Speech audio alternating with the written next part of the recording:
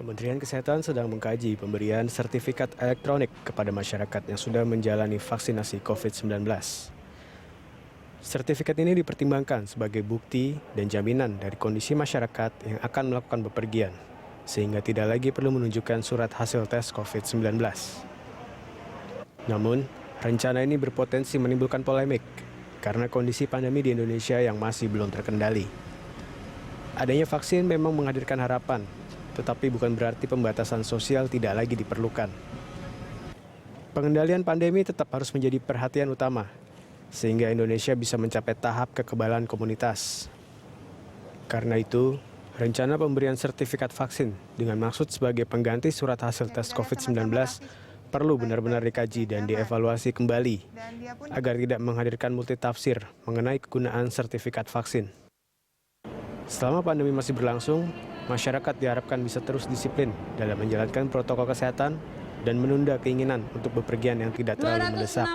Nantinya, sertifikat vaksin bisa digunakan sebagai bentuk penghargaan masyarakat Indonesia dalam usahanya melewati pandemi COVID-19. Tim Liputan Berita 1. Di tengah program vaksinasi nasional, Kementerian Kesehatan menyatakan sedang mematangkan rencana penerbitan sertifikat elektronik untuk diberikan kepada masyarakat yang sudah menjalani vaksinasi COVID-19. Wacana itu sudah didiskusikan di berbagai negara termasuk oleh WHO. Namun fungsi yang tepat dari sertifikat diharapkan tidak menjadi kabur dengan adanya sertifikat vaksin COVID-19. Perlu diingat, karena vaksin tidak menjadi satu-satunya cara untuk lepas dari pandemi COVID-19.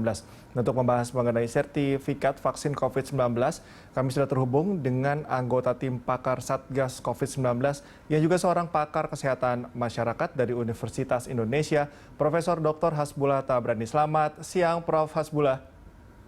Selamat siang, Mas Cikal. Sehat, Prof? Sehat ya? Sehat, alhamdulillah. Alhamdulillah. Alhamdulillah. Ya. Prof, ini terkait dengan kita masih terus ya menekan angka penyebaran COVID-19.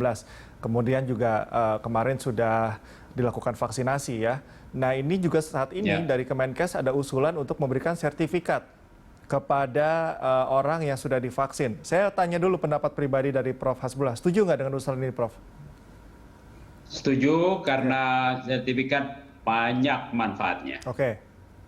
Oke, bisa di breakdown lagi manfaatnya apa saja, Prof? Ya, sertifikat itu kan merupakan suatu bukti bahwa seseorang telah melakukan atau telah mencapai sesuatu. Dalam hal ini kalau sertifikat vaksin, bahwa seseorang telah divaksin dan artinya mempunyai imunitas pada tingkat tertentu. Ini yang harus dipahami. Pada tingkat tertentu artinya tidak 100% orang ini akan kebal kena penyakit COVID kalau sudah divaksin. Tapi kemungkinannya jauh lebih kecil, kemungkinan hanya tinggal 10% atau 20% tergantung dari efektivitas vaksin. Sementara kalau tidak divaksinasi, orang yang terkena virus karena tidak menggunakan 3M ya, mempunyai kemungkinan yang lebih besar. Itu perlu dipahami. Nah, sertifikat ini akan menjadi bagian penting kalau kita akan bepergian, khususnya kalau ke luar negeri. Dan bisa jadi juga antar daerah atau untuk keperluan pertemuan tertentu. Saya sendiri sedang mempersiapkan sebuah pertemuan yang biasa kita lakukan, pertemuan ilmiah ekonomi kesehatan. Kita sudah mendesain sekarang, walaupun pertemuannya masih nanti pertengahan tahun, kita sudah mempersiapkan peserta yang akan datang untuk bertemu dalam luring, artinya di suatu gedung, harus membawa sertifikat telah divaksinasi lengkap. Ya. Lengkap itu artinya apa? Kalau vaksin yang 2 kali suntik, maka dia harus mendapatkan 2 kali lengkap. Beberapa perusahaan vaksin sedang mempersiapkan vaksin yang sekali suntik saja, nggak usah ada ulangan. Kalau yang Sinovac kan 2 kali dalam rentang waktu 14 hari. Nah, jadi jangan vaksinasi atau sertifikat vaksin diberikan baru 1 kali. Ini belum mempunyai daya imunitas seperti yang diharapkan. daya imunitas atau kekebalan baru akan lengkap setelah paling sedikit 14 hari setelah pemberian suntikan yang kedua. Jadi kira-kira 1 bulan setelah suntikan pertama. Gitu. Oke, artinya ketika memang vaksinnya harus 2 kali suntik, itu baru dapat sertifikat, itu pun setelah 14 hari. Kemudian kalau vaksinnya cukup 1 kali, artinya 1 kali suntik, kemudian menunggu 14 hari baru sertifikat itu diberikan. Kira-kira teknisnya seperti itu ya, Prof? Enggak, kalau teknisnya, kalau dia sudah diberikan sertifikat, sudah diberikan vaksin yang kedua, dia bisa diberikan sertifikat. Tetapi berlakunya imunitas untuk daerah-daerah atau penyelenggara pertemuan itu akan mensyaratkan telah mendapatkan vaksinasi kedua minimal 14 hari yang lalu, begitu nanti bunyi persyaratannya. Prof, ini kan juga dikatakan juga bisa sebagai stimulus orang-orang untuk mau divaksin. Salah satunya adalah dengan cara pemberian sertifikat ini supaya bisa melakukan beberapa aktivitas begitu alih-alih agar tidak ada pemaksaan begitu ya Prof untuk melakukan vaksin. Anda menilai ini salah satu solusi yang tepat untuk orang-orang agar mau divaksin, Prof? Ya, terus terang kalau solusi untuk orang yang tadinya tidak mau agar mau divaksin, menurut saya tidak cukup efektif. Karena orang-orang yang sudah punya mindset atau pola pikir nggak mau divaksin, dia akan ngotot. Yang model itu dalam pandangan pribadi saya harus dipaksa. Saya minta pemerintah harus berani tegas. Ya, dipaksa dengan apa ya? Denda atau tidak dibolehkan masuk kerja, ya. Pada suatu waktu tertentu ketika kita sudah mempunyai jumlah yang divaksinasi cukup, ya, atau tidak dibolehkan bepergian misalnya kalau tanpa ada vaksinasi. Lebih dipaksa Jadi dengan kalau sistem, mereka nggak mau juga, kenapa? Lebih dipaksa dengan sistem begitu ya? Yes, ya kenapa? Karena kalau dalam teori ekonominya, teori kesehatan masyarakat, vaksinasi ini mempunyai eksternalitas. Mempunyai dampak negatif kepada orang-orang di luar kita. Kalau kita tidak divaksin, kemungkinan besar kita membuat orang lain dalam bahaya.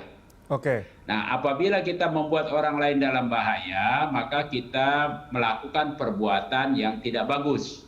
Kalau dalam Islam disebut perbuatan zolim, dan itu tidak boleh.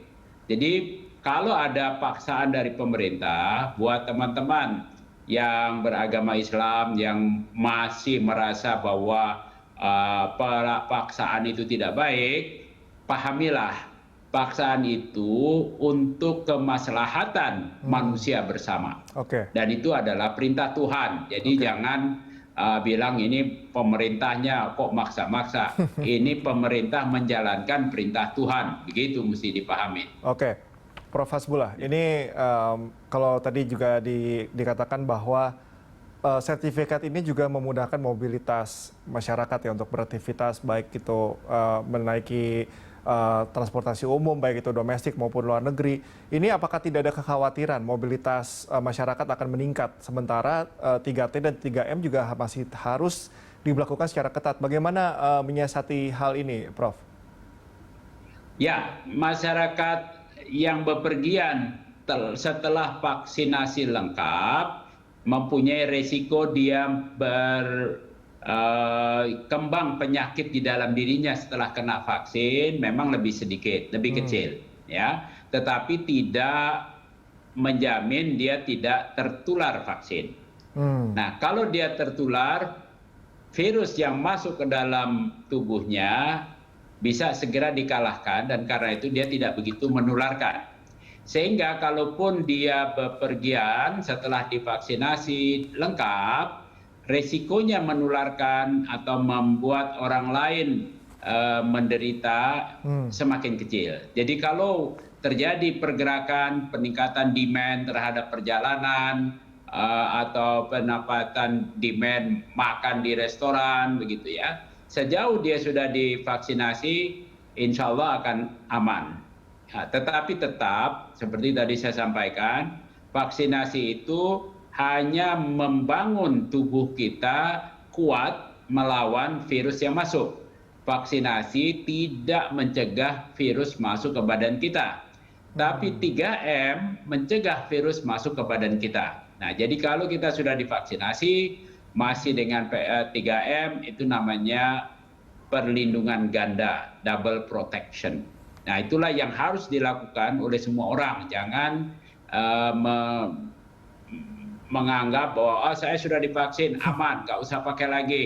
Tidak boleh takabur seperti itu. Nah, itu Seperti yang tadi saya dikhawatirkan, sampaikan. Prof. Karena kalau kita nilai dari policy saja, dari kebijakan, ada pelonggaran yang bebal semakin bebal. Nah, ini apalagi vaksin kemudian diberikan sertifikat pula gitu. Nah, ini yang dikhawatirkan adalah mentality yang bebal tadi, yang mungkin tidak khawatir dia bisa mungkin menularkan atau apapun. Nah, ini apakah perlu misalnya perangkat hukum begitu yang bisa menjamin bahwa ini tetap bisa terkontrol begitu, Prof? Ya, perangkat hukum adalah sebuah alat untuk memberikan legitimasi, memberikan kewenangan kepada orang-orang yang mempunyai kewenangan, mempunyai otoritas untuk melakukan aksi tertentu atau memaksa seseorang. Ya, jadi perlu perangkat hukum. Ya.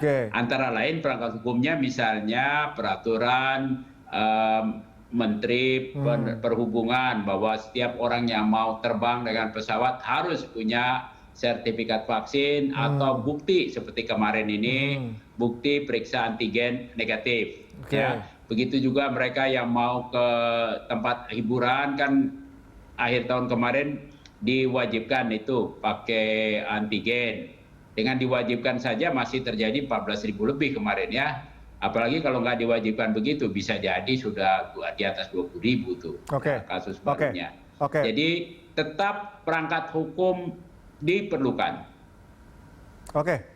Prof. Tabrani, kita akan membahas lebih lanjut di segmen selanjutnya. Dan pemirsa, tetaplah bersama kami di Lunch Talk.